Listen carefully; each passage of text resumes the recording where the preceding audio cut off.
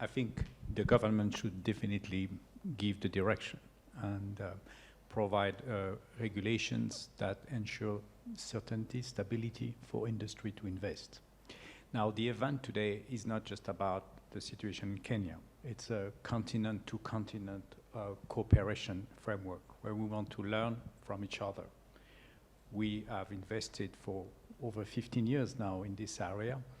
And in Europe, we don't have a European policy that is identical for every part of Europe. We are aware that, as we call it, we have smart specialization strategies that need to be applied. So not everybody is doing the same thing because they have specific advantages that they should build upon. Mm-hmm. So this is why we developed this concept of hydrogen valleys, where we want to recognize the strengths and weaknesses of specific innovation ecosystems. Mm-hmm. So this expertise and experience is available to be shared with our African counterparts, as we're eager to learn as well from your experience, the different program that you set up, because a large part will be for domestic use of the hydrogen production, but there is also a growing potential for trading, and we see this in Europe. We are not going to produce everything in Europe, we will import. So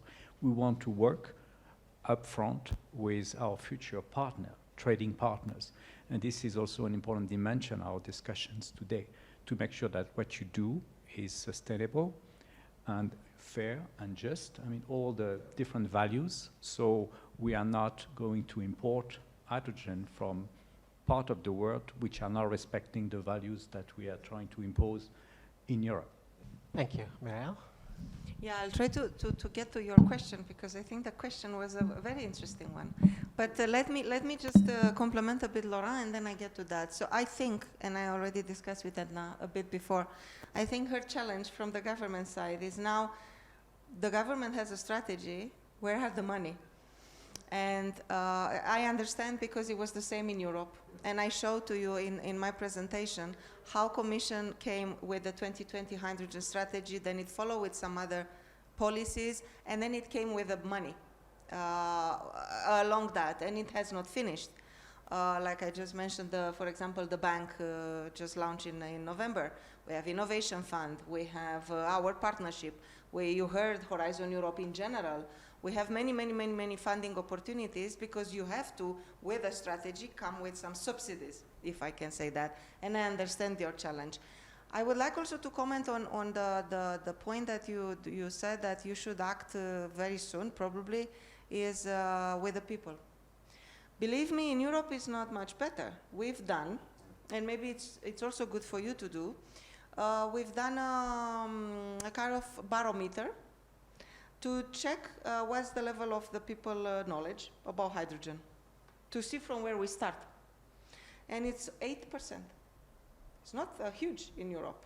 And we have many projects, and it's still 8%. But 8% is also geothermal energy. So if we think about that, geothermal was for a long time maybe known, hydrogen is not bad either. So, but at least we know 8% of people know about it. So, and now we have to push it, that the people start to learn more, and that's why we're coming, promoting projects, showing the results, etc. So that, I will say, maybe another thing for the government. But coming to your point with the JUST-GREEN for Africa 18 months ago, I think we got a good project, that's why we put the money into it. But still, if I could remind everybody that, again, I'm looking myself for, after this project, what's next? What do we do after that? Because we've done this project, what's next? I'm told, like I said, let's do a hydrogen valley in Africa. Is that the next step? I don't know.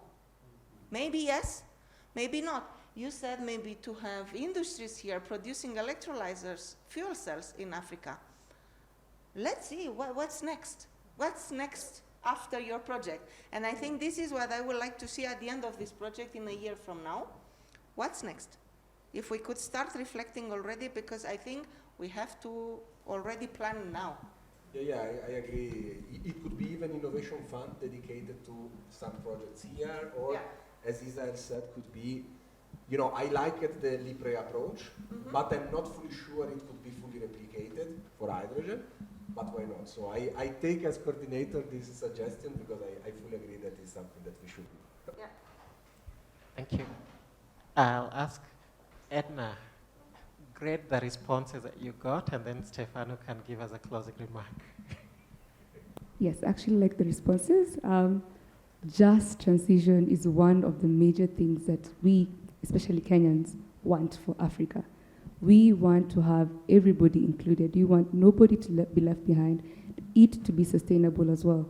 So I like how this project is actually going, and it's a good direction. So the inclusivity, the fairness about it, it's really important for us to have that. So I think this project is actually very important for us Kenyans. Also, as you said, we recently our president went to Japan and signed something with Toyota Tsusho. We're actually planning to implement something in Mombasa to do with hydrogen fuel cells and batteries and all that. So these are things that I want people to start thinking towards, like, you know, Kenya is just not gonna be someone who produces something like, you know, the hydrogen only, but we can go beyond that. We can have this, you know, even to say we need to have a hydrogen hub here where we have people trained on how to produce other things, how to do other things. So I feel like we're in the right path. This collaboration is actually key. And as you're saying, the government needs to do a lot. So we will take in consideration of all of this, and also have, most of the things actually were mentioned here are in the guidelines, but we need to also work more on how to implement them in the ground and actually have the ball rolling. So I think that's what I got most. Let's start doing something today. So thank you very much. Any last words, Steph? Any last word, Professor Da Silva? No, I think the plane is set for us to further the discussion, yeah. And then I'm sure before May, we would definitely either pay Mirella a visit in Brussels or somewhere, and yeah, discuss the matter of supporting something that I think we are sure to be successful, yeah. Thank you. Last word, Laura? Well, just we'd like to congratulate the consortium because after 1 year, they achieved already a lot. They still have 1 year to go, and I'm very convinced that this is an excellent project. And congratulations to the partnership, the Clean Energy Partnership, for funding this through the Horizon Europe. And I'm very happy to see the ministry fully involved, because they don't receive money from this project, but it's good that they're here and they monitor and they hear what the other countries are doing. We heard from Egypt, from Mauritania, from South Africa, who are trying to innovate as well in terms of regulation and policies. I mean, this is the goal of this, to prepare the roadmap, but also identify best practices within Africa and between Africa and Europe. Thank you. Last one? On that, also to complement, do not hesitate to get in touch with us. We are here to share our experiences. Like I said, we have 15 years of experience. We have projects tried all over Europe, all type of technologies across the whole value chain. We know what goes well, what doesn't go well in Europe, and maybe we can share that with you.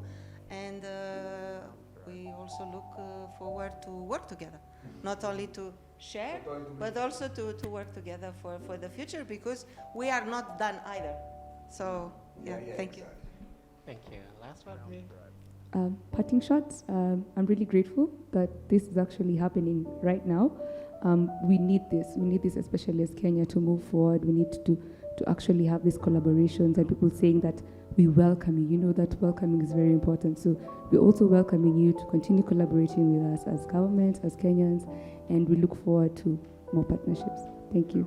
But as Mirella said, I would like to stress, not see Europe as a teacher, really, because as Mirella said, we are starting as well, so it's a matter of sharing experiences and learn this new hydrogen economy, this new hydrogen society, and try to build it up globally. Because otherwise, okay, Europe becomes the front runner, the best in hydrogen, but you know, we stay in our borders. Has no sense.